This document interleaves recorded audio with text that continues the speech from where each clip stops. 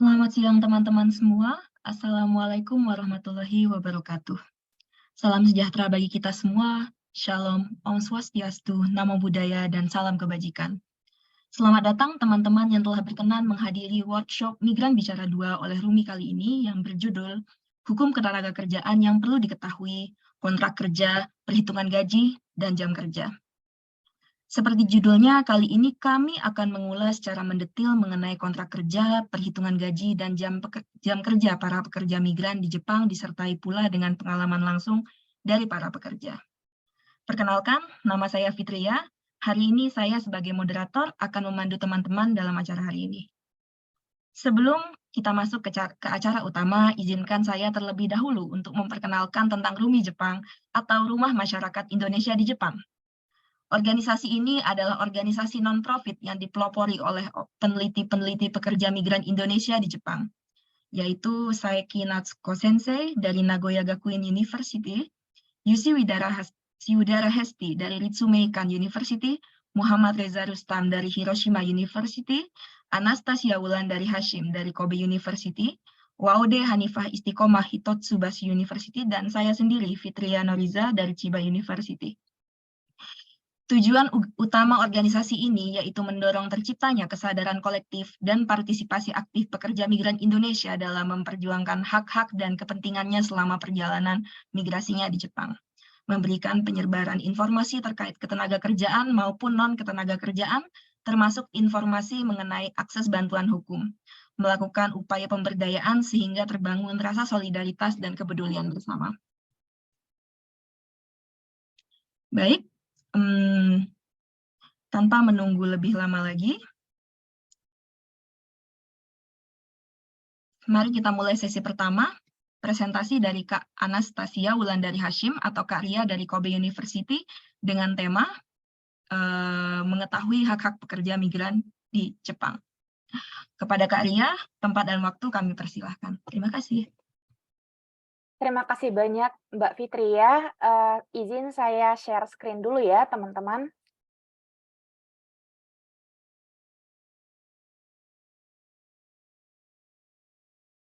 Apakah sudah kelihatan screen-nya? Sudah Kak, terima kasih. Baik, terima kasih banyak. Baik, Assalamualaikum warahmatullahi wabarakatuh. Salam sejahtera, Shalom, Om Swastiastu, Namo Buddhaya, dan salam kebajikan teman-teman semuanya. Hari ini saya Anastasia Wulandari Hashim akan memberikan presentasi singkat mengenai pengakuan hak-hak sebagai pekerja dan pelindungan dalam hukum ketenagakerjaan bagi pekerja migran Indonesia di Jepang. Dan ini saya ambil studi kasus sedikit dari Technical Intertraining Program atau program magang teknik. Baik, selanjutnya. Hari ini saya akan membahas mengenai pentingnya pengakuan sebagai pekerja dan hubungannya dalam jaminan hukum, terutama yang terkait dengan ketenagakerjaan. Pertama-tama kita perkenalan dulu nih tentang program pelatihan magang teknik. Mungkin teman-teman sering dengar banyak pemagang Indonesia di Jepang. Nah ini sebenarnya namanya tuh Technical Intertraining Program atau TITP. TITP sendiri merupakan program magang Jepang di mana Indonesia juga merupakan salah satu negara pengirim yang paling banyak mengirimkan pemagang setelah Vietnam dan Tiongkok. Nah, posisi pemerintah Jepang sendiri melihat program ini, yaitu merupakan program untuk melakukan kontribusi internasional. Perlu dicatat, ini posisi pemerintah Jepang ya teman-teman. Pemerintah Jepang menganggap dengan melakukan transfer skill ke negara berkembang, ini program ini bisa memberikan kontribusi ke negara-negara berkembang lainnya. Nah, kita lihat dulu sejarahnya, sejarah dari program magang teknik. Sebelum ada program magang teknik, sebenarnya sebelumnya itu namanya Kenshu-seido atau program magang. Nah, tahun 1954 nih, sudah ada 15 pemagang Indonesia yang dikirim ke Jepang melalui program magang Kenshu-seido. Tahun 1960, perusahaan Jepang itu udah mulai memperluas ekspansi bisnisnya ke negara-negara lain. Nah ini akhirnya perusahaan Jepang melakukan penerimaan staf lokal ke perusahaan induk atau kantor utamanya di Jepang yang merupakan asal muasal terbentuknya nih pemagang Kenshuse jenis individual enterprise type atau pemagang yang pengirimannya itu melalui langsung perusahaan. Nah, tahun 1980 dimulailah magang 1 tahun, 1990 dimulailah jenis baru pemagangan, yaitu yang melewati lembaga pengawas, teman-teman. Walaupun kita bisa perhatikan di sini ada yang government to government, dari pemerintah ke pemerintah, ada yang private to private atau yang via swasta. Nah, kalau yang pemerintah itu yang sekarang ya lewat IM Jepang, AM Japan, dan BLKLN. Lalu untuk yang swasta mungkin teman-teman udah pernah dengar biasa lewat LPK yang berlisensi SO ya, dan organisasi pengawas di Jepang yang biasa teman-teman dengar mungkin disebut Kanri Dantai atau Kumiai. Nah ini 1993 mulailah magang Kenshu 1 tahun, magang teknik Ginojishu 1 tahun, lalu diperpanjang lagi magang tekniknya jadi 2 tahun di tahun 1997. Nah, jadi 1993 sampai 1997 ini dimulailah program bukan Kenshu Seido lagi, tapi Kenshu Ginojishu Seido atau program magang dan magang teknis. Di mana magang 1 tahunnya ini pekerjanya atau pemagangnya tidak diakui sebagai pekerja. Barulah di Ginojishu atau magang teknik baru diakui sebagai pekerja, teman-teman. Nah, di sini ada pertanyaan, apa saja kerugian dari pihak pekerja jika tidak diakui sebagai pekerja di mata hukum? Nah, kita lihat ya, contoh kasus sedikit. Kita ambil contoh dari kasus Pak Darmawan tahun 2002 ya. Beliau adalah pemagang IM Jepang, kalau tidak salah dulu, itu mengalami kecelakaan kerja di mesin pres sehingga jari telunjuk kirinya diamputasi. Nah, Pak Darmawan dibantu dengan civil society juga mengajukan permohonan kompensasi kecelakaan kerja. Namun permohonan tersebut ditolak. Kenapa ditolak? Karena anggapan saat itu ya Kenshu itu magang belajar, bukan kerja gitu. Tidak dianggap sebagai pekerja. Nah, ini juga apa ya, kejadian saat itu juga tergambarkan dalam buku ini. Bukunya ini kalau bahasa Jepangnya Gaikoku Jin Kenshusei Jikyu Sanbyaku no Rodosha. Artinya pemagang asing, pekerja dengan gaji 300 yen. Rusaknya hak asasi manusia dan standar ketenagakerjaan yang dikeluarkan tahun 2006. Nah, mungkin teman-teman yang masih ada di Indonesia belum terlalu apa ya, familiar dengan yen sendiri. 300 yen itu sekitar Rp33.796. Jadi sekitar 33 ribuan seperti itu, teman-teman. Nah, ini upah per jamnya saat 2002 atau sekitar 2002 itu contoh 663 yen. Jadi hampir setengahnya gitu. Dari di bawah UMR 300 yen ini saat itu. Sekarang UMR di Jepang itu ya sekitar 800, 900 atau 1000-an yen gitu, teman-teman. Nah, berarti saat itu pemagang dibayar di bawah UMR pun tidak apa-apa. Kenapa? Ya karena tidak dilindungi oleh undang-undang upah minimum di Jepang. Nah, selanjutnya ada perubahan nih setelah tahun 2010 ya. Nah, ini ditandai dengan adanya kasus yang dimenangkan oleh pemagang Tiongkok yang dibantu oleh pengacara terkenal di Jepang, pengacara Ibu Suki, melawan perusahaan Sanwa Service. Nah, di tahun 2010 ini akhirnya di sini mereka pengadilan menentukan bahwa dalam program magang Kenshu kemarin ini yang sebelumnya itu ada unsur pekerja sebenarnya atau rodo shase dalam program magang ini. Jadi program magang itu harus dihapus. Jadi semuanya harus dilindungi oleh hukum ketenagakerjaan karena ternyata di program magang yang sebelumnya tidak dilindungi oleh hukum ketenagakerjaan ada unsur pekerjanya atau rodo shase-nya.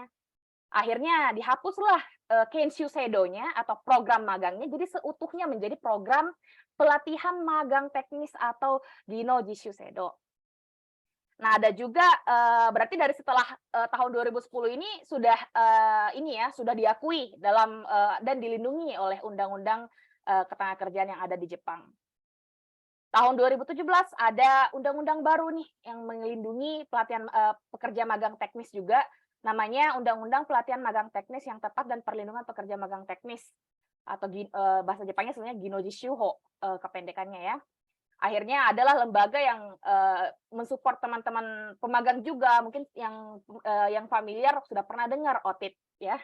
Nah, ada walaupun sudah dilindungi ya oleh hukum ketenagakerjaan setelah tahun 2010 ini, sebenarnya masih banyak juga isu-isu dalam program pelatihan magang teknik. Apakah mengenai terbatasnya mobilitas pekerja, biaya keberangkatan yang tinggi, dan pelanggaran hukum yang terkait ketenagakerjaan. Nah, masih ada pelanggaran-pelanggaran seperti itu meskipun sudah ada pelindungan hukumnya, teman-teman. Nah, tahun 2022 baru-baru ini, baru 4 hari yang lalu, ada berita bahwa kantor Perdana Menteri Jepang ini membentuk tim ahli untuk program pelatihan magang teknik atau TITP dan FSW untuk mendiskusikan tentang 2 program ini. Yang arahnya penghapusan program pelatihan magang teknik dan mengarahkan penerimaan satu pintu dari SSW atau Specified Skill Workers atau teman-teman mungkin sering dengar TG, Tokutegi no ya. Nah, ini arahnya sekarang ke arah sana, teman-teman. Nah, tadi saya membahas salah satu masih banyak isu-isu dalam program magang teknik pada tahun 2021. Contoh, persentase perusahaan yang menerima pemagang asing yang ditemukan melanggar peraturan perundang-undangan terkait ketenagakerjaan itu mencapai 72,6%. Yaitu sebanyak 6.556 perusahaan dari 9.036 perusahaan yang diperiksa. Nah, pelanggaran utamanya ini, nomor 1 itu tentang standar keselamatan untuk mesin atau peralatan yang digunakan. Nomor 2 itu pembayaran upah tambahan. 3, jam kerja, teman-teman. Nah, pada workshop kali ini, kita akan sama-sama belajar bagaimana cara menghitung upah tambahan. Contohnya, saat lembur, saat hari libur, maupun saat jam malam. Tadi kita sudah membahas bahwa Jepang sudah mengakui ya unsur pekerja dan memasukkan pemagang dalam framework pelindungan hukum ketenagakerjaan. Nah, bagaimana di Indonesia, teman-teman? Indonesia sendiri tidak mengakui pemagang sebagai pekerja migran. Ya.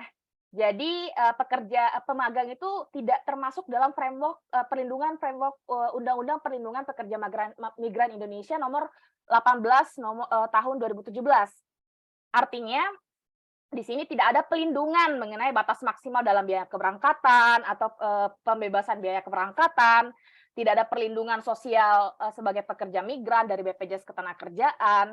Nah, ini berarti sebelum keberangkatannya teman-teman pemagang kurang perlindungan hukumnya di Indonesia. Baik. Nah, di sini kita masuk kesimpulan, teman-teman. Jadi pengakuan sebagai pekerja dan pelindungan hukum ini sebenarnya sangat penting bagi pekerja, terutama termasuk pekerja migran. Nah, kita tadi sudah melihat tidak diakui sebagai pekerja di Jepang. Contohnya saat program magang Kenshu berarti tidak bisa menikmati pelindungan hukum sebagai pekerja. Tadi ada yang kecelakaan kerja nggak bisa menerima kompensasi kecelakaan kerja karena tidak dilindungi oleh hukumnya. Nah, contohnya salah satu sini saya menuliskan tentang Undang-Undang Standar Ketenagakerjaan. Berarti tidak dilindungi juga dong sama Undang-Undang Standar Ketenagakerjaan mengenai contoh tambahan upah saat jam lembur, peraturan mengenai jam kerja, pemberitahuan pemecatan dan tunjangan pemberitaan pemecatan, jam istirahat, hari libur, larangan kerja paksa dan lain-lainnya. Tidak juga dilindungi sama undang-undang yang lain, contoh Undang-Undang Upah Minimum, Undang-Undang Asuransi Ketenagakerjaan, Asuransi Kompensasi Kecelakaan Pekerja, Undang-Undang Serikat Pekerja yang menjamin hak berkumpul dan berserikat. Ini juga berarti tidak dilindungi jadinya. Nah, ini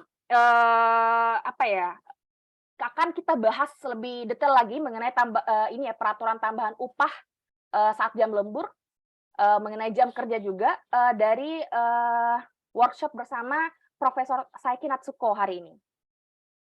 Selanjutnya kita tadi juga membahas dari sisi negara pengirim di Indonesia ya. Berarti dari Indonesia, kalau Indonesia tidak menganggap contohnya pekerja magang tadi ya, tidak dianggap sebagai pekerja migran, berarti pada proses prakeberangkatan juga sangat rentan teman-teman pemagang ini karena kurangnya pelindungan hukum. Seperti itu. Jadi penting sekali negara menjamin pengiriman pekerja di bawah sistem yang betul-betul memberikan pengakuan sebagai pekerja dan memberikan jaminan hukum mulai dari negara keberangkatan sampai negara penerimaan. Nah, itu yang ingin saya sampaikan hari ini. Semoga bermanfaat. Berikut referensinya saya. Terima kasih banyak telah mendengarkan. Baik, terima kasih banyak Kak Ria atas presentasi yang sangat penuh dengan insight buat kita semua ya. Melalui presentasi Kak Ria ini, kita belajar banyak teman-teman mengenai pentingnya seorang pekerja migran untuk benar-benar diakui sebagai pekerja, sehingga mereka dapat mendapatkan hak-haknya serta dilindungi oleh payung hukum yang berlaku. Selanjutnya, kita pindah ke sesi berupa wawancara dengan pekerja visa engineer bernama Mas AM. Sebelum kita tanya langsung ke Mas AM, izinkan saya terlebih dahulu untuk menceritakan sedikit mengenai Mas AM. Mas AM ditawarkan oleh salah satu dosennya untuk bekerja di Jepang dengan visa engineer, karena tepat saat itu ada agensi yang membutuhkan pekerja di bidang pengelasan. Sebelumnya, teman-teman perlu mencatat bahwa bidang pengelasan dianggap sebagai Hijuku Renroudo atau pekerjaan tanpa skill, sehingga tidak mungkin visa engineer kerja di bidang pengelasan. Walau memegang visa, pekerja akan menjadi ilegal. Inilah salah satu hal yang terjadi dalam kasus ini. Singkat cerita, Mas AM dan beberapa orang lainnya mengambil tawaran tersebut setelah berhasil melewati tes kemampuan pengelasan, melihat isi kontrak, dan bertanya pada rekan-rekan yang pernah atau sedang bekerja di Jepang.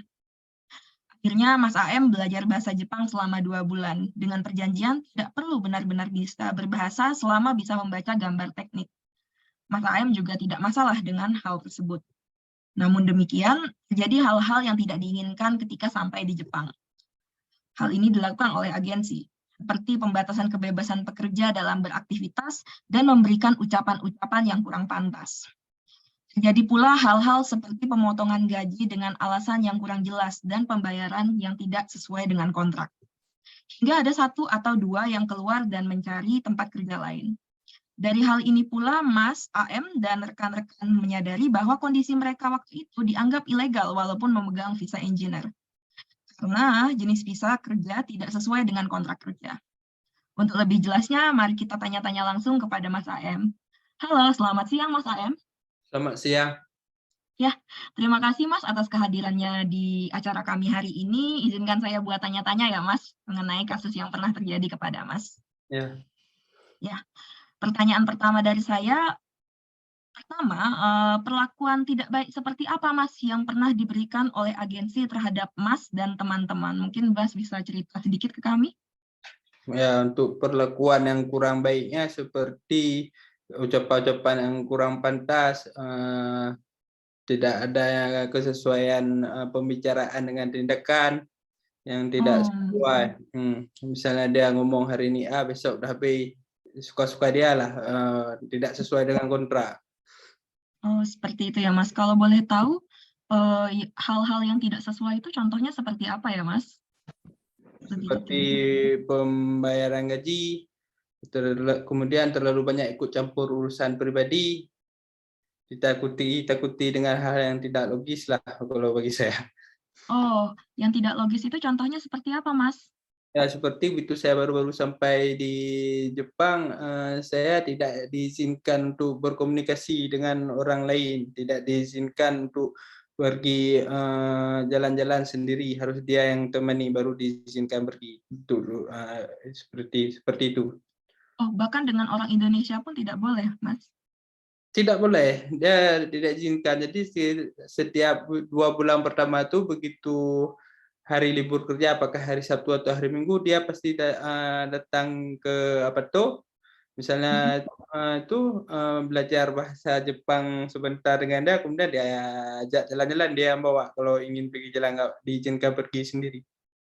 Oh, seperti itu ya, Mas. Kemudian hal-hal pribadi apalagi yang dilanggar, Mas? Saya dengar ada masalah dengan agama juga ya, Mas?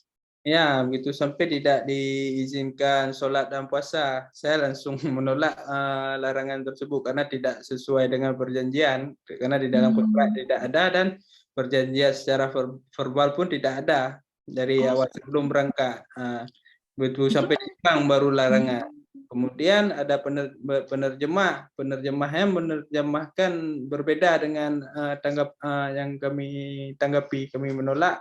Penerjemahnya mengatakan ke ibu itu kami menerima untuk menghindari konflik. Oh, seperti itu ya, Mas. Jadi di awal itu sebenarnya tidak ada perjanjian seperti itu, tetapi ketika sampai Jepang ada gitu ya, Mas ya, Ya, tiba-tiba dan tidak diiringi juga dengan penerjemah yang pro kepada pekerja ya, Mas ya. ya. Kemudian saya pernah dengar dari Mas juga sebelumnya dari kasus Mas ini katanya diary card dan paspornya juga disita waktu itu, Mas. Bagaimana ya itu ya ceritanya? Kalau sebenarnya tidak ada penyitaan secara langsung, dia semacam menunda-nunda untuk memberikan paspor dan jaru kado kepada saya setelah diperpanjang. Kemudian ada teman setelah dipecat, jaru kado dan paspornya ditahan. Oh, seperti itu. Terus Ya. bagaimana itu, Mas? Kemudian ada coba lapor polisi, polisi memberikan saran. Kemudian ada teman yang pemagang memperkenalkan kami dengan Ibu Natsuko. Setelah berkonsultasi Ibu Natsuko memberikan beberapa opsi untuk kami. Seperti itu ya, Mas ya. Jadi menunda-nunda seperti itu ya, Mas ya. Oh ya, perlu teman-teman ketahui juga sebenarnya buat pekerja atau siapapun itu apabila kalian berada di Jepang tidak boleh ya disita Zairukado atau paspornya itu ilegal ya. Kemudian tadi juga Mas mention tentang pembayaran gaji yang tidak sesuai, itu gimana ya Mas ya? Kalau pembayaran gaji yang tidak sesuai itu masuk di tahun kedua, karena di kontrak untuk tahun pertama kan 1.050 yen. Begitu masuk ke tahun kedua di up 100 yen, seharusnya kan 1.150 yen. Tapi yang Hmm. dibayarkan cuma 1.100 yen. Ketika dikonfirmasi kenapa tidak sesuai kontrak, dengan alasan saya tidak bisa berbahasa Jepang.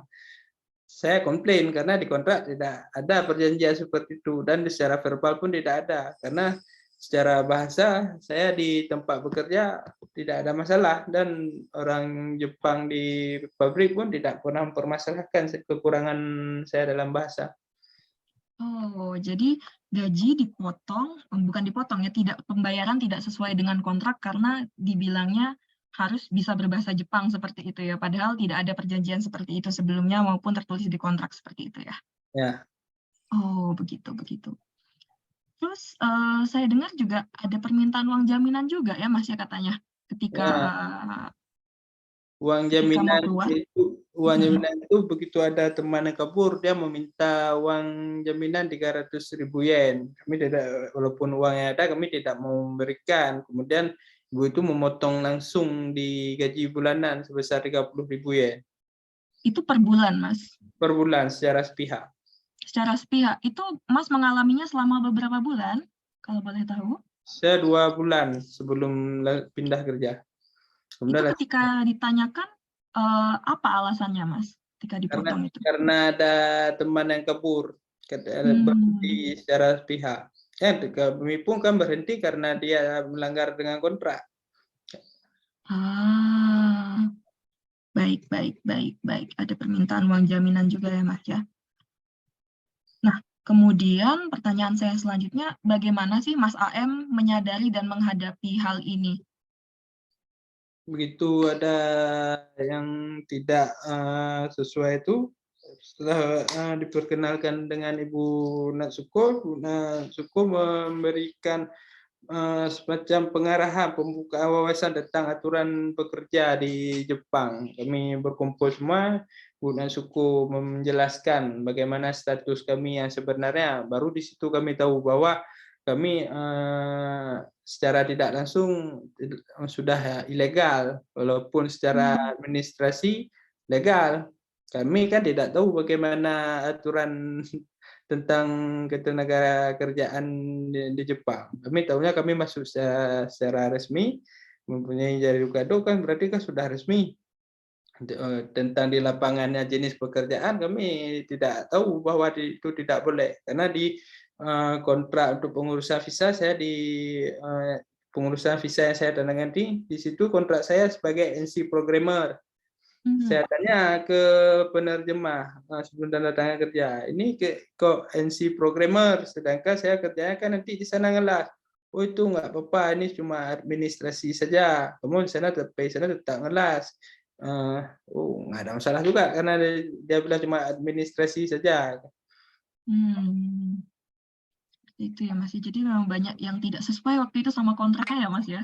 Ya. Dibilang pekerjaannya apa, kerjanya apa, kemudian gajinya juga tidak sesuai seperti itu ya. Apakah sempat waktu itu sampai ke jalur hukum Mas? Sampai karena gaji saya begitu saya pindah kerja 2 bulan terakhir tidak dibayarkan sama uang pemotongan tuh. Begitu saya berhenti kerja, saya pindah ke perusahaan lain, gaji saya kan tertunda, ditahan lah selama 2 bulan belum terbayar. Sehingga dilakukan proses hukum, mendapat bantuan hukum sampai sekarang belum lunas, baru lunas setengah. Baru lunas setengah ya Mas ya. Berarti uang yang harusnya dibayarkan kepada peserta itu belum dikembalikan sampai sekarang Mas? Ada ya gimana? Karena total yang belum dibayarkan itu kami semua kan berbeda-beda. Oh ya. Kalau untuk saya pribadi, kalau tidak salah ada sekitar 260.000 yen lagi yang belum dibayarkan. Jadi yang sudah terbayarkan itu baru setengahnya. Baru setengahnya ya Mas ya. Dan itu masih sampai sekarang ini ya. Ya, baru setengah itu pun setelah terbayarkan setengah setelah proses persidangan 1 tahun lebih, dan itu pun ibu itu mengatakan akan membayar setelah hakim membuat putusan, tapi tidak ada pembayaran juga sehingga dilakukan penyitaan aset dari ibu itu. Dari totalnya baru bisa dibayarkan setengah. Oh, jadi bahkan melalui proses penyitaan paksa begitu ya Mas ya? Ya. Oh, baik. Jadi dari tadi kita mendengar banyak hal ya teman-teman. Ada ancaman seperti tidak boleh bergaul dengan bahkan sesama orang Indonesia, kemudian larangan sholat dan puasa ya Mas ya, kalau saya tidak salah tadi ya. Ya. Kemudian walaupun tidak langsung, tapi ada penyitaan Zairukado dan paspor. Zairukado itu KTP Jepang ya teman-teman. Kemudian pembayaran gaji yang tidak sesuai di tahun kedua ya Mas. Ya. Tidak sesuai kontrak. Ya. Kemudian permintaan uang jaminan ini juga sebenarnya tidak boleh ya teman-teman. Terus Mas Aem juga berkonsultasi dengan salah satu rekan kami di sini dan masuk ke jalur hukum. Walaupun demikian masih banyak uang yang belum dibayarkan, bahkan baru setengah ya Mas Aem ya. Ya. Oke. Baik, terima kasih banyak Mas Aem telah berbagi kisah ini dengan kami semua ya. Ya. Dari sini kita belajar teman-teman bahwa penting sekali mengerti jenis visa kita, kontrak secara keseluruhan agar mendapatkan hak-hak sebagai pekerja dan memiliki justifikasi seperti Mas Aem tadi mengetahui kontrak, jadi mengetahui bahwa gaji beliau itu kurang. Terutama ketika mendapatkan perlakuan yang kurang sesuai baik dari perusahaan maupun agensi yang mengirimkan. Terima kasih Mas Aem ya. Nah, teman-teman nanti bisa mengajukan tanya jawab juga dengan Mas Aem di akhir acara. Untuk selanjutnya, kita akan pindah ke sesi berikutnya berupa pemaparan dari Saiki Natsuko Sensei, profesor di Nagoya Gakuin University, yang akan membantu memperjuangkan hak-hak pekerja di Jepang. Saiki Sensei akan menjelaskan mengenai kontrak kerja dan perhitungan gaji. Kepada Saiki Sensei, kami persilahkan. Ya, terima kasih. Selamat siang teman-teman. Untuk hari ini saya mau paparkan mengenai kontrak kerja dan perhitungan gaji. Mungkin bukan yang susah-susah, tetapi yang bisa dipraktekkan di lapangan. Yang pertama, sesi pertama saya mau menjelaskan bagaimana cara membaca kontrak kerja atau apa kontrak kerja itu. Kalau kontrak kerja di Jepang, ini yang contohnya kan ada sebelah kanannya, itu biasanya mencantumkan jenis pekerjaan, masa kontrak, jam kerja, cuti, dan gaji. Nah, seperti mungkin Mbak Ria sudah jelaskan, kalau di Jepang ada UMR atau upah minimum regional.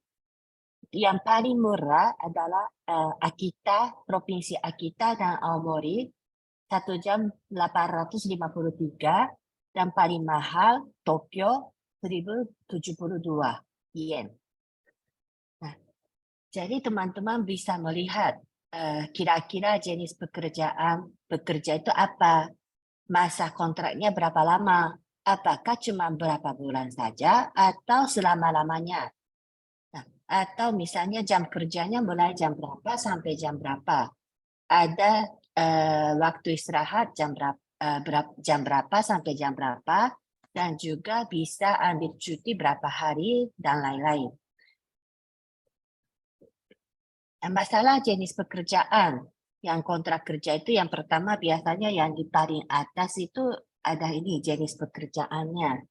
Nah, kalau jenis pekerjaan ini seperti sudah dibicarakan oleh Mas AM, itu sangat ini berkaitan dengan izin tinggal di Jepang.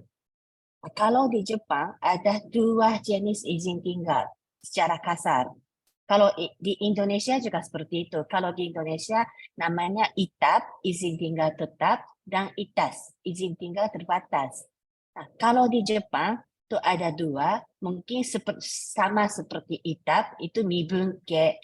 Mibunke itu artinya izin tinggal berdasarkan status kependudukan. Jadi jenis visanya seperti eijusha, visa permanen, teijusha, visa menetap, haigusha. Haigusha itu pasangan suami atau istri dari orang Jepang atau suami atau istri dari eijusha, visa permanen. Nah, kalau yang memiliki izin tinggal berdasarkan status kependudukan ini, itu memang bebas untuk memilih pekerjaan dan tempat kerja. Kalau mau kerja di pabrik, boleh. Kalau mau kerja di misalnya gemba atau konstruksi itu boleh. Kalau mau kerja di restoran boleh. Mau kerja di kapal boleh. Apa saja boleh. Sedangkan yang satu lagi, yang kalau di Indonesia mungkin ITAS. Atau kalau di bahasa Jepang, shuroke, atau visa kerja mungkin teman-teman lebih tahu. Itu izin tinggal berdasarkan status kerja. Seperti Gino Jishu, TG atau Tokte Gino, engineer, itu kalau yang memegang visa seperti ini, itu tidak ada kebebasan untuk memilih pekerjaan dan tempat kerja. Karena mereka itu dipanggil ke Jepang atau perusahaan yang mendatangkan pekerja, Gino Jishu, PG, dan engineer. Jadi teman-teman atau pekerja yang punya Gino Jishu, TG, engineer itu sangat terikat dengan kontrak kerja dan tempat kerja atau perusahaannya. Kalau mau pindah itu ada risiko juga atau harus mengurus visa lagi. Nah, kalau Gino Jishu itu memang bisa pindah, tetapi harus melapor ke audit misalnya. Harus ada pelanggaran dari kumiai atau harus ada pelanggaran dari perusahaan sendiri, baru bisa pindah. Sedangkan kalau TG, Tokte Gino atau engineer itu lebih bebas daripada Gino Jishu. Tetapi banyak sekali persyaratan-persyaratannya. Kalau TG yang datang ke Jepang di bidang pertanian harus mencari pertanian lagi waktu pindah perusahaan. Dan kalau TG, walaupun misalnya dari TG pertanian, kemudian pindah lagi TG pertanian, kan sama, jenis visanya sama, bidangnya pun sama, tetapi harus mengurus alih status visa. Nah, kalau engineer itu lebih bebas. Tetapi seperti Mas AM bilang, banyak sekali kalau yang kenyataannya di Jepang, banyak sekali semacam apa ya, manipulasi ya, visa. Jadi sebenarnya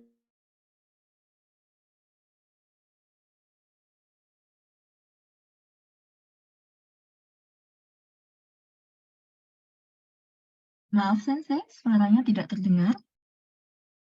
Kenapa? Barusan suaranya tidak terdengar. Oh, kayaknya jaringannya agak ini kurang baik. Ini Iya, sekarang Sensei. Ini sedikit terputus, Sensei. solusinya. Hmm. Kalau sekarang bagaimana? Sudah oke, Sensei. Sudah oke, mudah-mudahan bisa ya. Nah, jadi kalau teman-teman engineer itu lebih bebas daripada TG, tetapi tetap juga ini terikat dengan kontrak kerja.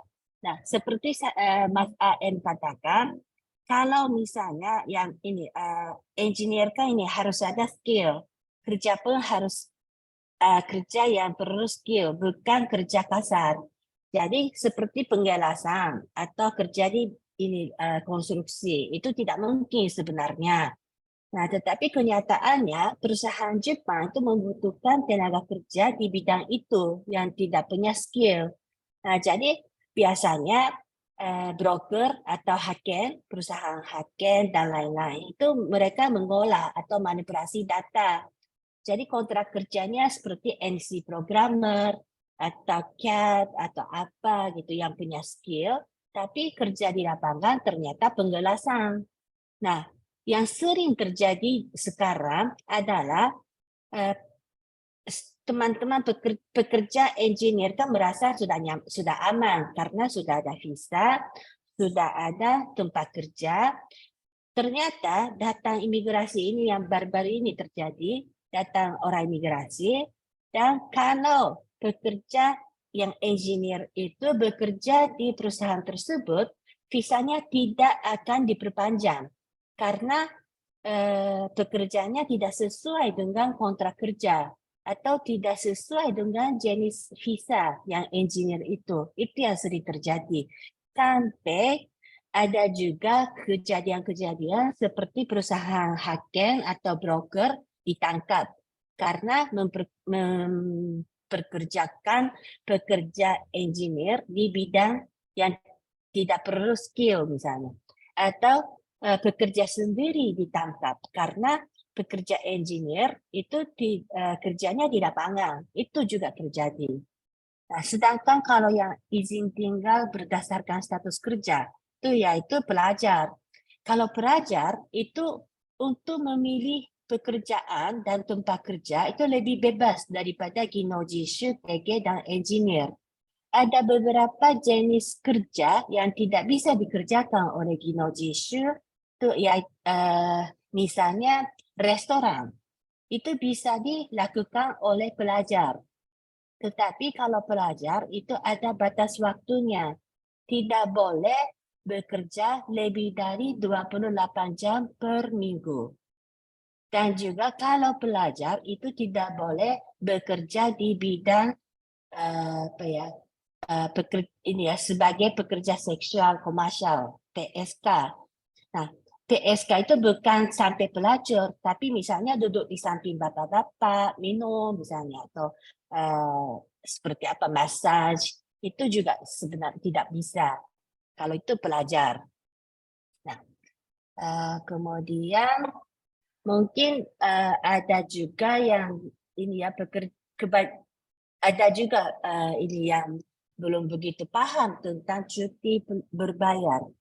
Baru-baru ini ada yang konsultasi sama saya, ternyata pekerja itu sudah 10 tahun lebih bekerja di satu perusahaan, tapi tidak pernah dapat cuti berbayar. Nah, sedangkan kalau di Jepang, itu cuti berbayar itu hak pekerja. Jadi jika pekerja itu sudah bekerja di satu perusahaan lebih dari 6 bulan, mereka dapat hak untuk terima cuti atau mengambil cuti berbayar per hari. Ini memang hak pekerja. Jadi misalnya saya mau ambil cuti berbayar atau namanya Yukyu kalau bahasa Jepang, saya mau ambil Yukyu minggu depan. Nah, perusahaan sekarang sangat sibuk. perusahaan bilang, jangan sekarang, harus misalnya bulan depan. Sebenarnya tidak boleh seperti itu. Jadi pekerja boleh mengambil UQ kapanpun sesuai dengan harapannya pekerja. Cuma memang mungkin perlu koordinasi dengan perusahaan. Itu iya. Nah, tapi sebenarnya pekerja tetap berhak untuk mengambil UQ sesuai dengan harapannya. Dan satu lagi yang penting, hak mengambil UQ itu akan hangus. Jadi ada batas waktunya atau kadar warsanya. Jadi kalau sudah lewat 2 tahun, tuh UQ-nya hangus, tidak bisa diambil lagi. Jadi teman-teman yang bekerja sudah 6 bulan, itu coba ini, mulai ambil UQ sebelum haknya hangus. Sebelum masuk sesi membaca skrip gaji, saya mau menjawab sedikit ya pertanyaan dari peserta. Yang waktu pendaftaran kan peserta sudah memberi beberapa pertanyaan mengenai kontrak kerja.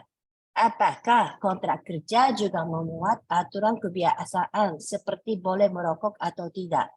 Nah, kalau masalah seperti tadi Mas AN bilang, misalnya tidak boleh jalan-jalan sendiri dan lain-lain, itu tidak boleh. Tidak boleh ada keterbatasan terhadap kebebasan ini ya, kebebasan pekerja.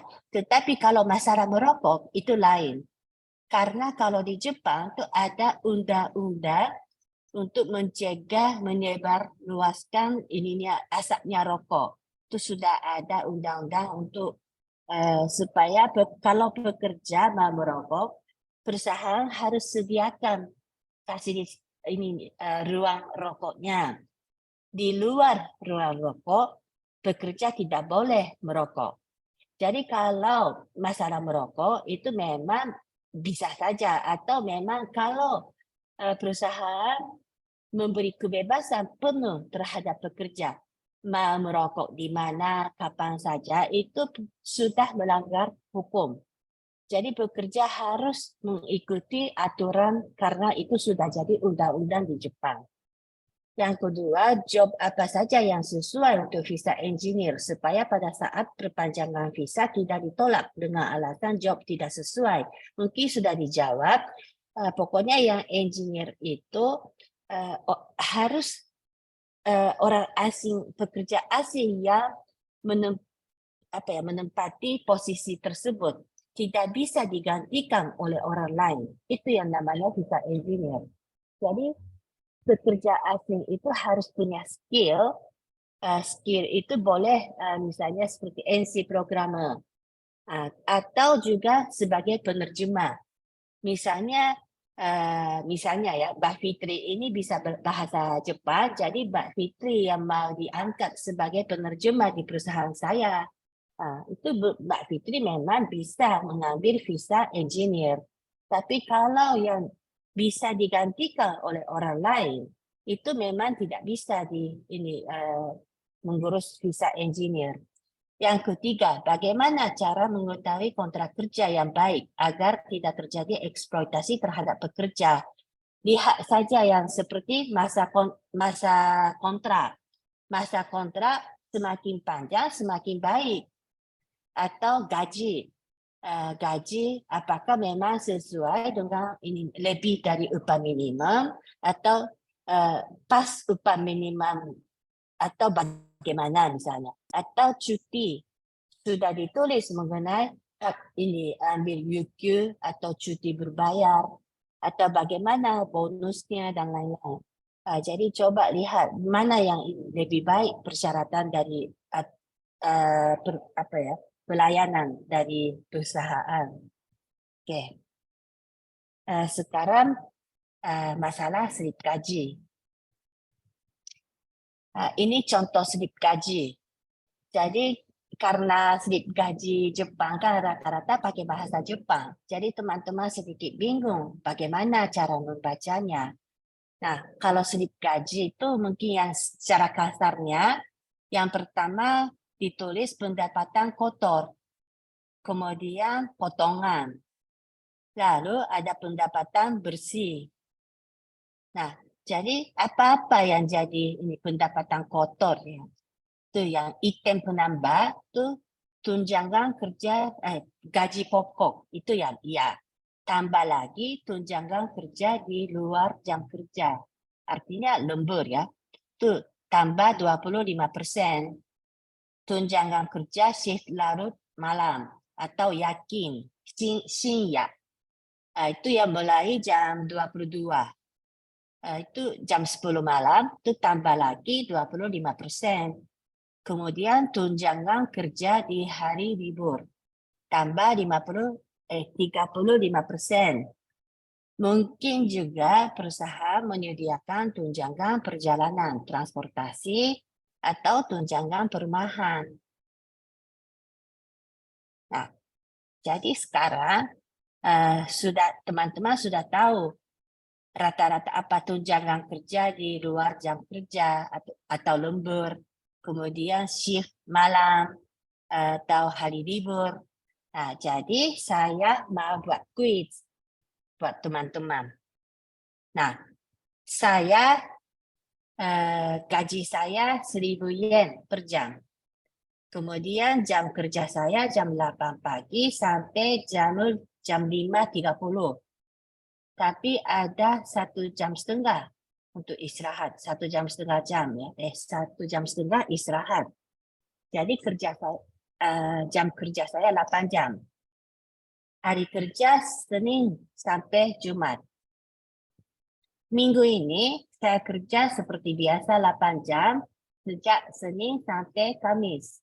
Tapi Jumat saya kerja lembur. Ada 5 jam ya lemburnya. Nah, berapa upah yang saya terima minggu ini? Teman-teman, saya kasih ya jawab opsinya ya 1, 2, 3. Silakan menjawab. Ya, teman-teman silakan mencoba menghitung ya. Kemudian nanti akan ada polls yang bisa teman-teman isi. Kita tunggu sekitar 2 menit ya, Sensei. Ya.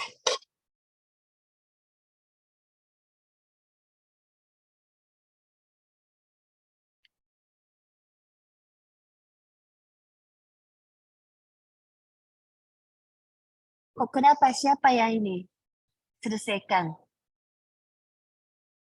Bagaimana, Sensei? Tak ada yang ini, selesaikan kuisnya. Siapa yang tekan? Mohon maaf Sensei, kayaknya saya salah tekan Sensei.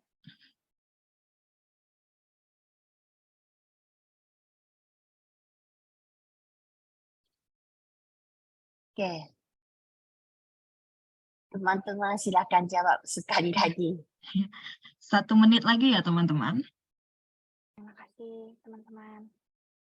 Silakan ditebak-tebak nih, berapa kira-kira apabila Senin sampai Kamis kerja seperti biasa, kemudian di hari Jumat, lembur ya, Sensei ya? Ya. Sekitar 5 jam.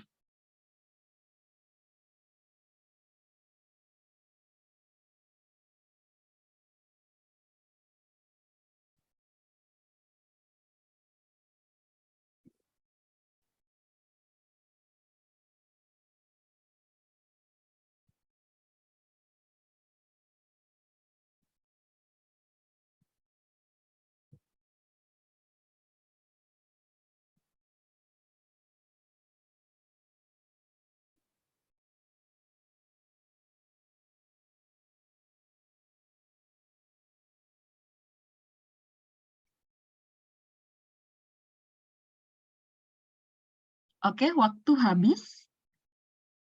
Baru 17 orang. Ada 17 orang yang menjawab. Ayo, teman-teman pilih. Hitung kancing boleh kok, nggak mau.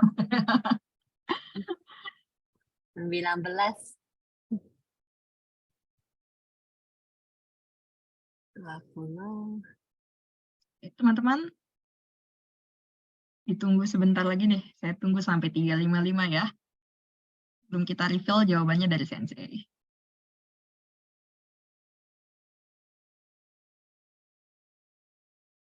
Kayaknya udah ini. Nggak Oke. ada yang nggak ada lagi. Jadi saya tutup ya 23 orang. Udah tutup ya. Baik, Sensei. 24. Oke, jadi ini hasilnya. Nampak, teman-teman? Kelihatan? Kelihatan, Sensei. Ya, oke. Jadi kebanyakan 50% yang ini memilih nomor 2. Kemudian nomor 3, lalu nomor 1 ya. Oke. Baik. Jawabannya seperti ini. Jadi untuk minggu ini saya kerja yang seperti biasa 8 jam kali 5 hari. Senin, Selasa, Rabu, Kamis, Jumat. Jadi 40 jam kali 1.000 yen. Nah, hari Jumat saya lembur 5 jam. Tapi 5 jam itu ada yang lembur biasa, itu yang mulai jam 6.30 sampai jam 9.30, itu 3 jam. Yang 3 jam itu tambah 25% lembur biasa. Jadi 1.250 yen kali 3 jam. Nah, jam 10 mulai siang, larut malam.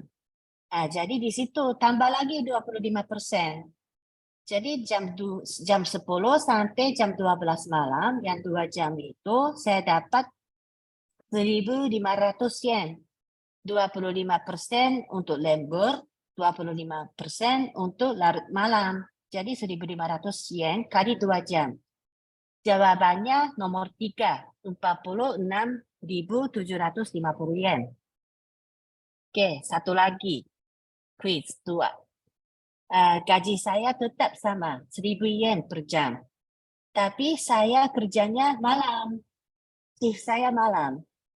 Kontrak kerja juga seperti itu. Jadi mulai jam 6. Kenapa ya yang tekan-tekan Tohyo ini? Tolong jangan ini ya, tekan ya. Jadi jam 6 sore sampai jam 2 malam. Bukan jam 4 ya, jam 4 pagi, subuh besok subuh.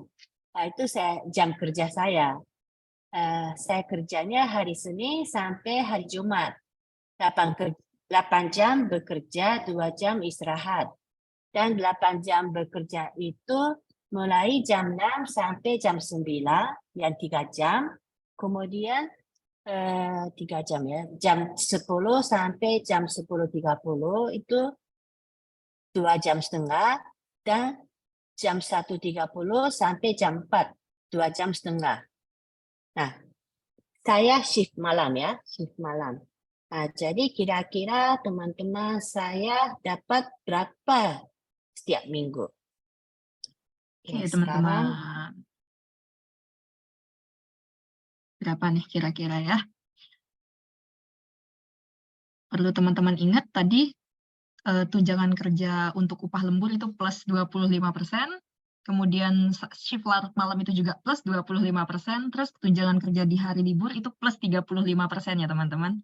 Itu poin-poin yang perlu teman-teman ingat. Kita kasih waktu 2 menitan ya Sensei, lagi. ya.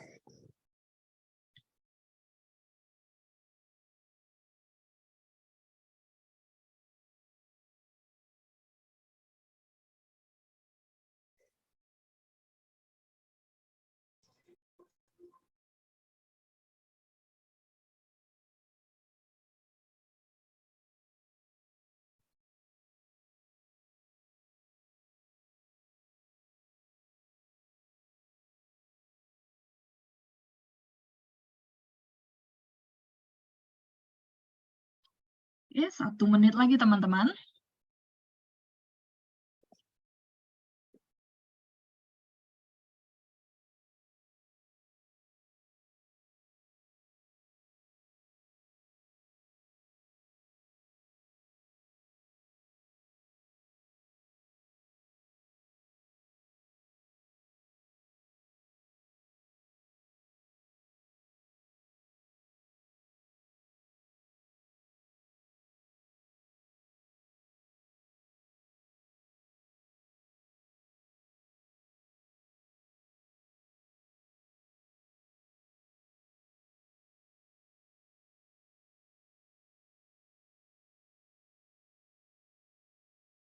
Jawabannya apa nih teman-teman? Apakah udah mulai menebak-nebak? Hmm.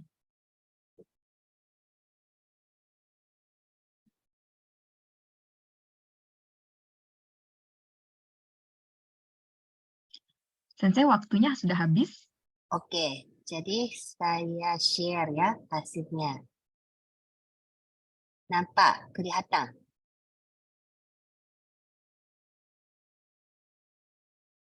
Bagaimana? Kelihatan hasilnya. Kalau di saya ada problem sepertinya, tapi teman-teman lain. Kalau dari saya kelihatan, Sensei. Oh, kelihatan ya. Oke. Jadi 60% yang memilih 3. Kemudian 30% memilih 2. 10% yang memilih 1. Oke. Saya tutup dulu. Jawabannya seperti ini. Nah, memang saya bekerja siang. Jadi larut malam ada. Tetapi menurut kontrak kerja saya itu sudah bukan jangkyo, lembur. Memang kontrak kerja saya mulai jam 18 sampai jam 28. Jadi kalau kerja itu tidak ada lembur. Jadi perhitungannya untuk satu hari mulai jam 6 sampai jam 9 itu biasa ya. 3 jam itu biasa, 1000 kali 3 jam. Sisanya yang 5 jam itu bukan lembur, tapi shinyakyu, larut malam saja yang dapat. Berarti 1000 tambah 25%, 1250%, 1250 yen kali 5 jam. Jadinya untuk satu hari 9.250 yen kali 5 hari. Berarti jawabannya nomor 2. Begitu. Oke, selanjutnya apa yang dipotong? Itu ada pajak penghasilan, pajak penduduk, premi asuransi sosial. Kemudian kalau premi asuransi sosial itu ada asuransi kesehatan, ada dana pensiun, ada asuransi ketenagakerjaan, dan sebagainya. Ini sudah oke ya. Kemudian masalah pajak.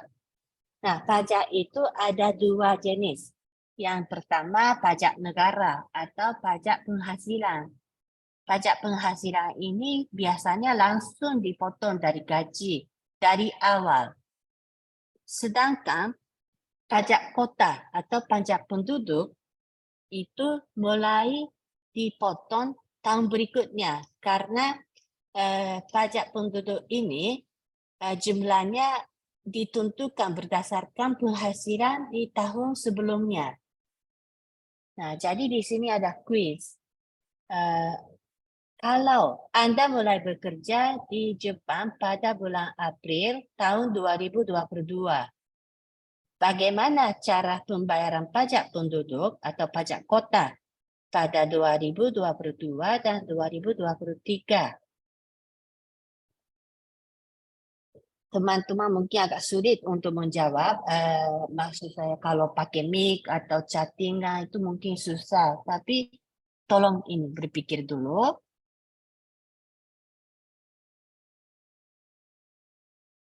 Baik, teman-teman. Boleh banget teman-teman kalau mau buka suara boleh, atau boleh juga tulis jawabannya di chat ya Sensei ya. Ya, Boleh sekali teman-teman. Jadi bagaimana tuh cara pembayaran pajak di tahun 2022 dan juga tahun 2023? Dipotongnya dari kapan? Hal-hal seperti itu teman-teman. Kami tunggu sekitar 2-3 menit ya. Nggak usah malu-malu, langsung aja chat kami. Iya, izin menjawab, Sensei. silakan. Ya, terima kasih. Ini Anda mulai bekerja di Jepang pada bulan 4 atau April tahun 2022. Bagaimana cara pembayaran pajak penduduk di tahun 2022 dan 2023? Setahu saya kalau di kita dari suatu misal saya pindah di daerah Suzukasi, misal ya Sensei ya. Tapi saya masuk di daerah Suzukasi mulai bulan 4. Otomatis di 2022, otomatis di tahun 2023 pajak saya di Suzukasi itu belum ada karena pajak saya baru masuk di bulan 4. Dan setahu saya pajak itu daerah itu terhitung mulai awal tahun di bulan 1 ataupun awal bulan 2 seperti itu Sensei. Jadi mungkin pajak saya masih membayar di daerah tempat tinggal sebelumnya, sebelum saya pindah di Suzukasi seperti itu. Terima kasih. Mohon penjelasannya jika kurang benar. Iya, betul. Nah, jadi itu juga mungkin satu poin yang mungkin saya tidak cantumkan di sini, betul. Jadi kalau pindah kota, itu kalau pajak kota itu memang hitungannya mulai dari tanggal 1 Januari. Jadi kalau saya tinggal di Tokyo pada misalnya tanggal 1 Januari, kemudian bulan April saya pindah ke Nagoya. Itu kalau pajak kota sebelumnya itu memang harus bayar ke Tokyo, itu ya betul. Nah, ini maksud pertanyaan di sini baru datang ke Jepang, orang yang baru datang ke Jepang. Kalau pajak penduduk yang 2022, karena seperti tadi Mas cerita yang karena tanggal 1 bulan Januari itu belum ada alamat di Jepang, dan satu lagi karena belum tahu penghasilannya kira-kira berapa, karena penghasilan pada tahun 2021-nya belum ada di Jepang. Nah, jadi pajak penduduk 2022 itu tidak langsung datang tagihannya. Tagihannya baru datang pada tahun 2023, sekitar bulan 6, bulan Juni atau bulan Juli. Sedangkan pajak penduduk 2023 itu mulai dipotong dari gaji. Karena sudah tahu 2022 itu kira-kira penghasilannya berapa, maka untuk pajak penduduk 2023 itu langsung dipotong dari gaji biasanya ya, mulai bulan Juni tahun 2023. Nah, artinya bulan Juni tahun 2023 ini datang 2 tagihan atau harus bayar 2 tahun. Jadi teman-teman yang tidak terpikir masalah pajak kota yang tahun sebelumnya itu, kan tiba-tiba datang tagihan. Nah, mungkin terkejut. Jadi teman-teman perlu ada uang simpanan untuk bayar pajak. Begitu maksud saya. Oke, karena waktunya terbatas, mungkin saya ini ya singkat saja. Yang terakhir ada Nematsujose. Mungkin teman-teman sebagian ada yang pernah isi kertas seperti ini. Nah, kalau Nematsujose itu biasanya dilakukan sekarang November dan Desember, sekitar November dan Desember. Nematsujose adalah penyesuaian pajak akhir tahun. Jadi pekerja melapor penghasilan pasangan, suami atau istri yang masuk tanggungan atau huyo, serta jumlah asuransi yang dibayar pada tahun 2022. Dengan data itu, perusahaan hitung pekerja ini penghasilannya berapa dan sudah bayar asuransi berapa. Dari situ, perusahaan menetapkan penghasilan dan pajak penghasilan atau pajak negara yang sudah dibayar pada tahun 2022. Jika pekerja bayar pajak negara lebih dari harusnya, itu nanti pajak yang dibayarkan lebih itu akan dikembalikan bersama gaji. Sedangkan kalau pajak yang sudah dibayar itu masih kurang, akan dipotong dari gaji. Nah, kalau perusahaan teman-teman tidak melakukan Nematsujose ini atau teman-teman tidak pernah mengisi format seperti ini, nanti teman-teman perlu kakute shinkoku atau penetapan pajak. Itu sebelum pertengahan Maret. Nah, kalau perusahaan tidak melakukan nematsu atau jika pekerja menerima gaji dari lebih dari 2 perusahaan, artinya bulan 1 sampai bulan Juni saya bekerja di perusahaan A. Bulan Juli saya pindah ke perusahaan B, kan 2 perusahaan. Itu harus melakukan kakute shinkoku. Atau ada penghasilan naishoku atau kerja di rumah, itu penghasilan di rumah itu lebih dari 200.000 yen. Selain gaji, teman-teman harus melakukan kakute shinkoku ini untuk menetapkan gaji, pajak, maaf. Oke, terakhir ya. Mungkin ada pertanyaan dari peserta waktu pendaftaran, ada yang tanya, untuk pajak, apakah semuanya diurusi perusahaan? Itu seperti saya katakan tadi, kalau pajak kota bisa saja tidak diurusi oleh perusahaan. Jadi teman-teman pekerja harus hati-hati melihat slip gajinya, apakah pajak kota atau pajak penduduk itu dipotong dari gaji atau tidak. Yang kedua, bagaimana cara pengurusan pajak saat kenshu secara online? Nah, jika perusahaan teman-teman sudah melakukan nematsu, teman-teman tidak perlu mengurus pajak secara online. Kalau perusahaan bukan saja kenshu atau jishu ya, perusahaan pekerja tidak melakukan nematsu, baru perlu melakukan kakute shinkoku. Dan kakute shinkoku ini bisa dilakukan secara online atau bisa juga di kantor pajak. Nah, kira-kira seperti itu dari saya. Oke, sekarang teman-teman, ini nanti ya, sorry. Baik, Sensei. Terima kasih banyak, sorry, Sen. Nah, tidak masalah, Sensei. Terima kasih banyak. Sangat insightful, Sensei. Termasuk kita juga diajak mikirnya tadi bermatematika sedikit ya, kira-kira. Gak apa teman-teman, itu buat memanaskan kepala kita ya, karena setelah ini kita akan ada diskusi kelompok nih. Semoga dari presentasinya Sensei tadi kita bisa mendapatkan banyak manfaat ya teman-teman. Nah kemudian kita sebentar lagi akan masuk ke dalam diskusi kelompok ya teman-teman. Sesi diskusi ini teman-teman akan dibagi menjadi beberapa grup untuk mendiskusikan satu pertanyaan. Pertanyaannya bisa teman-teman lihat di layar sekarang ya. Apa yang akan Anda lakukan jika menyadari bahwa perusahaan Anda tidak membayar upah lembur Anda? Nah, silahkan teman-teman akan dipindahkan ke dalam beberapa breakout room atau beberapa kelompok. Nah, kemudian akan ada presentasi oleh perwakilan masing-masing kelompok. Dan kemudian nanti akan ada juga feedback dari Mas AM dan Saiki Sensei. Mungkin Kak Waude bisa bantu saya untuk memindahkan teman-teman nih. Waktu diskusinya sekitar 15 menitan ya. Oke, sudah dibuka ya.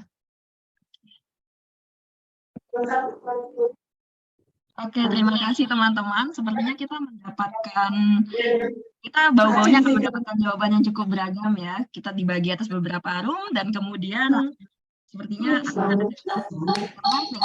belum nggak nih dari kakak-kakak fasilitator. Gimana kakak-kakak? Apakah roomnya berjalan lancar? Kak Ode, Kak Ida, Kak Ria?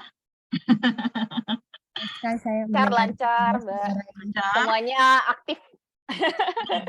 Memberikan Alhamdulillah kalau gitu ya. Aktif.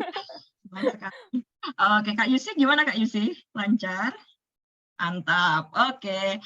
Jadi pertama-tama saya nggak mau tunjuk dari room 1 sih, tapi apakah ada dari room-room yang lain yang mau berdiskusi, yang mau menyampaikan hasil diskusinya terlebih dahulu? Saya hitung sampai 10 nih ya. Kalau nggak ada, saya tunjuk dari room berapa gitu. Oke. 1, 2, 3, 4.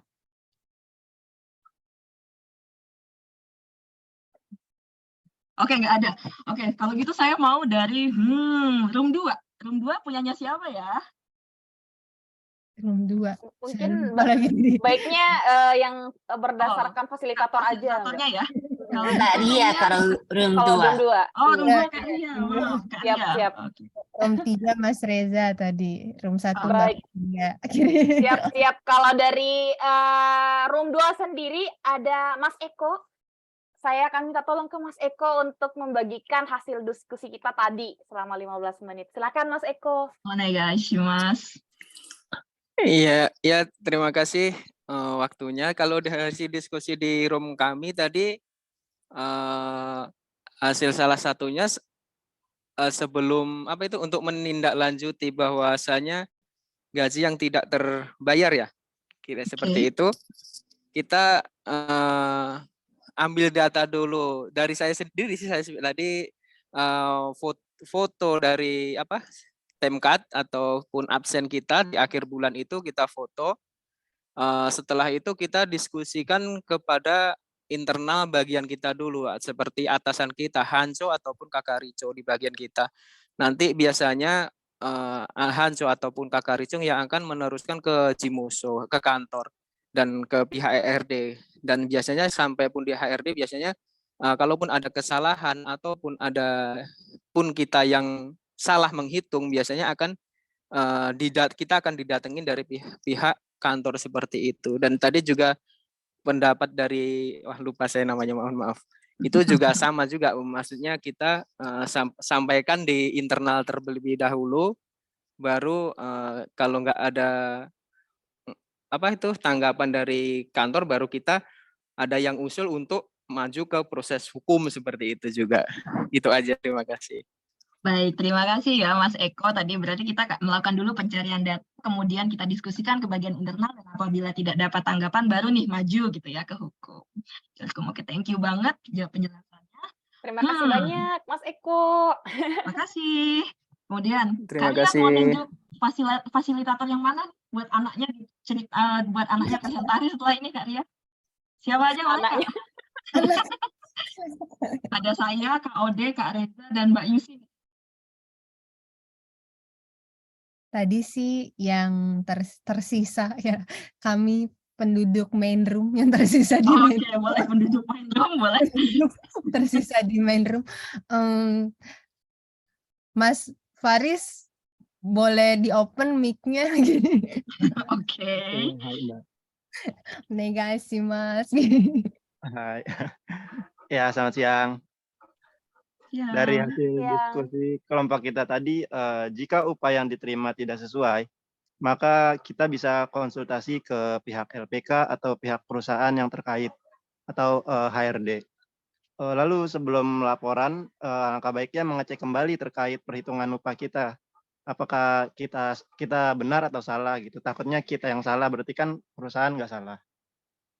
Dan jika kita benar, terus perusahaan salah, ya kita bisa laporan langsung ke HRD-nya gitu, Mbak. Oke. Atau ke Dinas Ketenagakerjaan yang terkait. Baik. Itu aja, terima kasih. Ya, terima kasih Mas Faris. Berarti dari situ saya simpulkan bahwa melakukan konsultasi dengan pihak terkait dan juga mengecek kembali terlebih dahulu apakah kita melakukan kesalahan dalam penghitungan. Seperti itu Hai. ya. Terima kasih Mas Faris. Nah, Ya, terima kasih. kemudian siapa ya yang selanjutnya mau presentasi? Dari ditunjuk deh. Kayaknya Mas Reza nih langsung open mic. Nah, anaknya Mas, tolong ditunjuk. Nah. Iya, makasih banyak Mbak. Tadi kita ada berapa orang ya di room juga. Dan peserta yang diskusi di room kita itu semuanya akan ke Jepang. Semuanya akan ke Jepang, sehingga yang akan presentasi adalah Mbak Siti nih, Mbak Siti Maria. Iya. Oke, terima kasih. Mohon presentasinya Mbak. Iya, jadi kalau tadi hasil diskusinya, kalau upah lembur tidak dibayarkan, saya mau mengumpulkan jawaban dari teman-teman tadi, termasuk Pak Reza juga. Yang pertama itu kita harus ngitung sendiri dulu sebelum nanya ke atasan. Ngitung sendiri, kalau misalnya sepertinya tidak sesuai, maka tanya ke atasan. Kalau misalnya atasannya bilang ini udah sesuai kok, tapi sebenarnya menurut kita tidak sesuai. Nah, tadi dikasih tips juga sama Pak Reza kalau setiap bulan itu harus rutin simpan slip gaji, lakukan metode pencatatan gitu. Kemudian simpan time card-nya juga.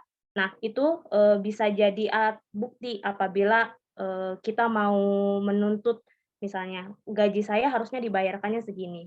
Nah, bila perusahaan tetap menolak gitu, padahal buktinya sudah ada, maka tadi dari Pak Reza juga menyarankan untuk bisa SSW sendiri itu bisa melaporkannya ke kantor ketenagakerjaan di kota tempat kita bekerja.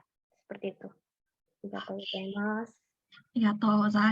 Jadi tadi saya simpulkan, pertama pokoknya kita menghitung sendiri, memastikan keatasan, kemudian melakukan tindakan pencegahan seperti rutin simpan slip gaji dan melakukan pencatatannya sebagai untuk dijadikan bukti, dan apabila perusahaan menolak, kita juga bisa melapor ke pihak yang lebih tinggi posisinya. Seperti itu ya, kira-kira Kak Siti ya. Oke, terima kasih. Kalau Kak Yusi tadi, Kak Yusi juga ada roomnya sendiri kan ya, kalau nggak salah?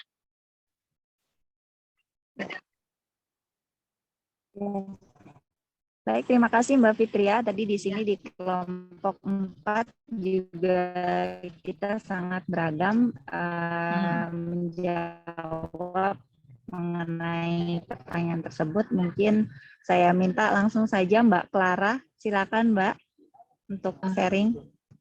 Ya, terima kasih atas waktunya. Mbak Clara? Iya bisa. Kedengaran suara saya? Oke. Oke, dari kelompok 4, room 4 tadi, sebenarnya saya rasa tidak beda jauh dengan apa yang disampaikan oleh teman-teman dari kelompok lain.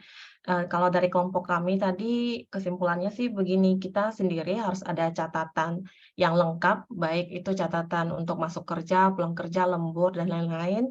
Setelah itu kita juga harus memahami dengan baik untuk peraturan ataupun hukum ketenagakerjaan yang terkait yang memang kita perlukan. Dan kalau memang muncul ada masalah seperti pembayaran yang kurang, misalnya harus ada bayar upah lembur, ternyata tidak dikasih, nah kita harus cek juga dari catatan itu dan memastikan dengan pihak yang bertanggung jawab, misalnya Sekineisianya kah, atau mungkin cari ke HRD untuk diskusikan apa yang menjadi masalah menyebabkan upah lembur tidak dibayar gitu. Ya kira-kira sih seperti itu dari kelompok kita. Atau mungkin dari anggota kelompok 4 mau ada tambahan, silakan. Terima kasih.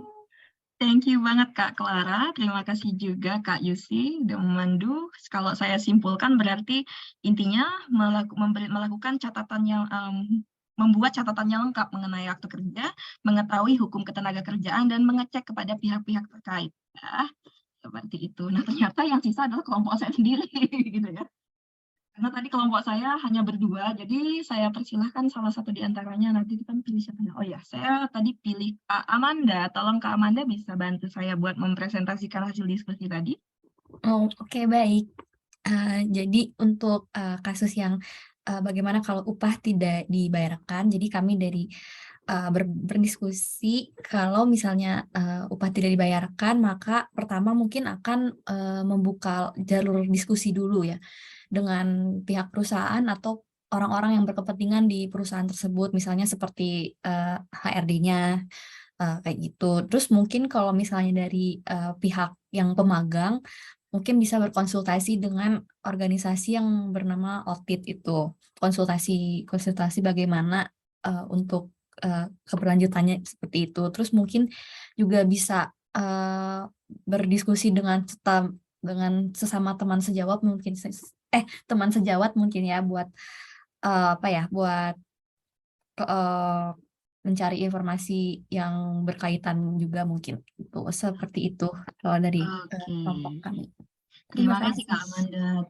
Jadi intinya tadi membuka diskusi dengan pihak perusahaan, kemudian konsultasi ke organisasi-organisasi tertentu apabila sudah lagi ya, seperti itu. Oke. Dari situ kita punya banyak jawaban. Terima kasih teman-temannya sudah berpartisipasi aktif di dalam diskusi kali ini. Nah, dari situ kita sudah mendengarkan presentasi dari masing-masing kelompok. Saya berharap mungkin Reiki Sensei atau Mas AM ada tanggapan, mungkin dari Mas AM dulu sebentar. Ada tanggapan? Ya, kalau untuk misalnya gaji yang tidak terbayarkan itu kan, berarti kan sudah ada pelanggaran kontrak. Apabila sudah dikonfirmasi ke pihak perusahaan, apabila tetap tidak ada pembayaran, lapor ke pihak yang terkait dan berwajib ke Dinas Ketenagakerjaan atau ke pengacara yang bisa untuk melakukan penuntutan sisa pembayaran. Karena kondisinya kan beda-beda. Kalau seperti saya dulu kan menggunakan agensi, kalau di Jepang kan bilangnya hakeng. Jadi kalau kita komplain ke perusahaan tempat atau pabrik kerja, mereka kan tidak bisa proses karena mereka sudah membayar ke agensi, ke hakeng yang membayar uang gaji kita ke kita. Baik, terima kasih Mas AM. Mungkin dari Reiki Sensei ada tanggapan? Ya, terima kasih. Jadi mungkin untuk workshop seperti peserta sudah ini membahas, saya pikir ya udah cocok. Nah, yang penting, tapi mungkin perlu diketahui juga bahwa banyak juga perusahaan Jepang yang nakal, maka misalnya pekerja sudah mulai kerja jam 5, misalnya ya contoh. Tapi time card-nya baru boleh masuk ke alatnya itu jam 8. Nah, jadi 3 jam itu tidak terhitung. Itu sering terjadi juga. Nah, jadi teman-teman yang penting memang ambil foto time card atau shiro nippo semacam buku. Selain itu teman-teman juga coba catat. Hari ini saya masuk jam berapa, kerja sampai jam berapa, istirahat mulai jam berapa sampai jam berapa. Tiap hari seperti Nikki Diary. Jadi tiap hari catat. Kebetulan kemarin saya tangani satu kasus, kalau pekerja itu biasanya komunikasi dengan pacar. Selamat pagi, sekarang saya ke kantor ya. Selamat pagi, sekarang saya istirahat. Sampai malam, itu tiap hari dia kirim pesan di line. Nah, jadi itu yang menjadi bukti waktu itu. Nah, jadi teman-teman ya kalau misalnya tulis di catatan kan bisa saja agak repot, tapi kirim aja ini ke pacar. Nih sekarang saya masuk kerja ya seperti itu. Nah itu mungkin dari saya untuk workshop seperti itu. Kemudian boleh saya masuk yang sesi tanya dan jawab. Boleh Sensei. Silakan. Ya, oke. Ya, jadi masih ada pertanyaan dari peserta. Mungkin saya mau jawab juga. Jika sudah diterima kerja oleh perusahaan Jepang dan sudah menandatangani Nyusha Shodakusho serta mendapatkan Naitetsu Jisho, apakah bisa dibatalkan? Bisa. Nah, jika sudah menandatangani Nyusha Shodakusho atau berarti sudah ada kesepakatan atau saya menyatakan bersedia untuk bekerja di perusahaan A ini. Nah, tapi ini bisa dibatalkan.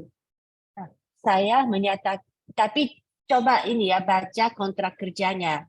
Bisa saja, misalnya sebulan sebelumnya harus memberitahu, itu coba mengikuti aturan itu. Kalau tidak ditulis, itu misalnya saya menyatakan hari ini, maaf, saya membatalkan Nyusha Shodakusho ini, perjanjian ini. Saya tidak mau bekerja di perusahaan ini. Nah, 2 minggu sesudah saya menyatakan, itu pernyataan saya akan berlaku. Berarti tidak perlu kerja di perusahaan A ini. Nah, biasanya perusahaan Jepang itu atau mungkin juga LPK atau mana bisa saja minta denda. Nah, itu jangan bayar karena itu sudah melanggar hukum. Jadi teman-teman bekerja sebelum mulai bekerja dan sudah menyatakan bersedia bekerja di perusahaan tersebut, masih bisa membatalkan kontrak kerjanya. Jadi jangan membayar denda jika diminta. Yang kedua, bonus yang diterima 2 kali setahun di Jepang, apakah dipotong pajak dan lain-lain? Iya. Pajak kota, pajak negara, sama asuransi sosial, Shakai Hoken, itu semua dipotong. Yang terakhir, mengapa gaji Kenshusei atau bisa dikatakan pekerja migran ya lebih rendah dari orang Jepang, sedangkan pekerjaannya lebih berat dan banyak. Padahal posisinya sama. Nah, ini yang mungkin masalah intinya, inti masalah. Jadi saya sebenarnya sangat berat ya, berat hati harus mengatakan seperti ini. Tapi ini kenyataannya. Jika perusahaan Jepang memang menghadapi kekurangan tenaga kerja. Nah, kalau mereka memberi gaji yang dengan upah minimum, misalnya kalau Tokyo 1.000 berapa, kalau memberi gaji yang sama dengan upah minimum terhadap menawarkan upah minimum terhadap pekerja orang Jepang, tidak ada orang Jepang yang mau kerja. Nah, kalau mau merekrut orang Jepang, mungkin perusahaan itu harus bayar 1.500 atau 1.600 baru dapat satu-satu. Nah, sedangkan perusahaan itu kan mengalami kekurangan tenaga kerja, tapi sangat susah mencari orang Jepang yang mau kerja di perusahaan tersebut. Maka dari situ, perusahaan itu mencari pekerja migran yang masih mau bekerja dengan gaji yang rendah dari orang Jepang. Nah, kalau teman-teman pekerja migran tidak mau dengan kondisi seperti ini, kalau bisa teman-teman memilih negara lain saja.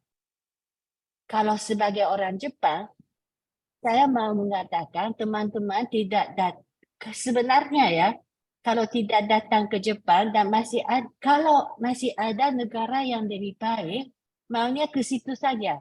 Nanti kalau orang Jepang mengalami kesulitan, kekurangan tenaga kerja, nanti kalau udah saya lansia, udah tua, nggak bisa bergerak, tidak ada yang rawat. Itu memang salah saya, salah orang Jepang.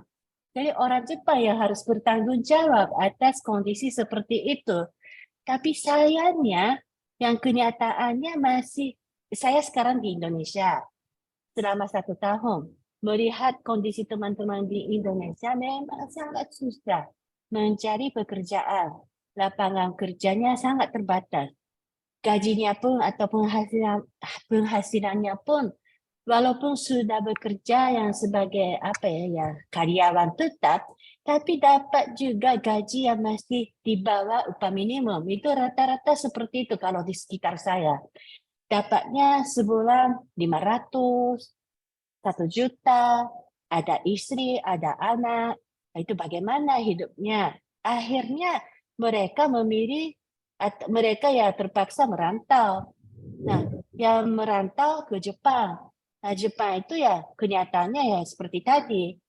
Perusahaan tidak mau bayar, tidak sanggup bayar gaji yang mahal seperti orang Jepang. Jadi mereka mencari pekerja yang lebih murah daripada orang Jepang. Jadi memang betul-betul ada diskriminasi. Begitu kira-kira. Jadi ya memang ini yang intinya mungkin diskriminasi. Itu yang kondisi Jepang yang seperti ini yang tidak menghargai, tidak melindungi pekerja migran. Tetapi masih ada undang-undang yang melindungi pekerja. Kalau undang-undang di Jepang tidak membedakan pekerja migran dan pekerja Jepang. Jadi mereka tidak, undang-undang Jepang tidak melihat kewarganegaraannya. Jadi kalau teman-teman datang ke Jepang mengalami kesulitan, coba konsultasi dengan pengacara, serikat buruh, atau seperti ini teman-teman Rumi, itu pasti ada solusinya. Ya, Kira-kira begitu dari saya. Baik, terima kasih Sensei. Kemudian ini di chat saya ada menuliskan sesuatu, ada titipan pertanyaan. Apa yang harus dilakukan agar terhindar dari apa yang dialami oleh Mas AM? Apakah ada wadah yang menaungi pekerja Indonesia untuk mendapatkan pekerjaan yang lebih baik?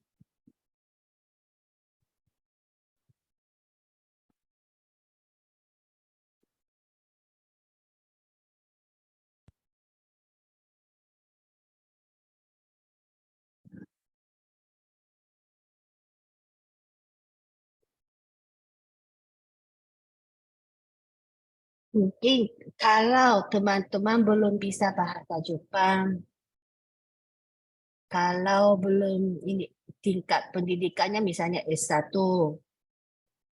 itu ya seperti tadi masih ada diskriminasi. Kalau teman ini yang memang saya sangat berat mengadakan hal seperti ini, tetapi itu kenyataan di Jepang. Kalau memang teman-teman mau menghindar dari apa yang dialami oleh Mas AM udah sarjana. Nah, tapi memang masih juga mengalami seperti itu karena mungkin bahasa Jepangnya dan lain-lain. Nah, kalau memang mau menghindar dari itu, mungkin harus lebih harus jadi lebih elit. Yang bisa bekerja misalnya di perusahaan besar seperti Toyota sebagai karyawan tetap, bukan melalui agen atau broker atau agen. Harus langsung diangkat oleh perusahaan-perusahaan besar menjadi karyawan tetap. Itu yang mungkin satu-satunya untuk sementara ya, satu-satunya untuk menghindar. Baik, Sensei. Ya. Baik. Terima kasih atas jawabannya, Sensei. Nah, bagaimana teman-teman? Hasil diskusi dan feedback yang diterima hari ini, semoga dengan adanya workshop ini kita bisa mengetahui hak-hak kita sebagai pekerja, terutama dalam kontrak dan utama yang berkaitan dengan gaji, upah, dan lain sebagainya, terutama jam kerja juga. Nah, teman-teman, rangkaian acara kami berakhir sampai di sini, namun demikian sebelum kita menyelesaikan sesi ini, mari kita foto bersama dulu ya teman-teman. Mungkin teman-teman bisa bantu untuk menyalakan kameranya.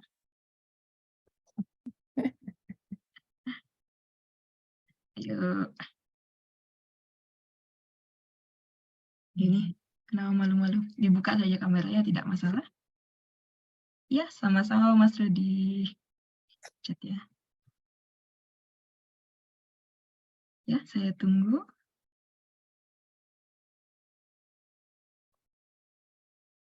Mas Diki, Mbak Lia, Mbak Lutfi, Mbak Siti Maria, Mas Eko juga boleh, Mbak Putri, Mas Irfan. Baik, kalau gitu saya hitung ya teman-teman. 1, 2, 3. Sekali lagi. 1, 2, 3. Oke, terakhir. 1, 2, 3. Oke, terima kasih teman-teman. Nah, sebelum saya mengakhiri acara hari ini, saya ingin mempromosikan acara kami yang selanjutnya. Maaf sebentar. Oke, terlihat ya teman-teman ya. Nah, selanjutnya kami juga akan mengadakan acara bertajuk Perlindungan Hukum bagi Pekerja. Ini mungkin cukup menarik karena nanti akan dibahas juga mengenai hak untuk hamil. Kemudian ya jangan lupa untuk terus stay tune, jangan lupa untuk mendaftar acara kami lagi selanjutnya dan berpartisipasi secara aktif. Terima kasih saya ucapkan sebesar-besarnya untuk peserta pembicara kita hari ini dan semua teman-teman yang telah membantu dalam acara ini. Terima kasih, salam, sampai jumpa lagi di acara Rumi berikutnya.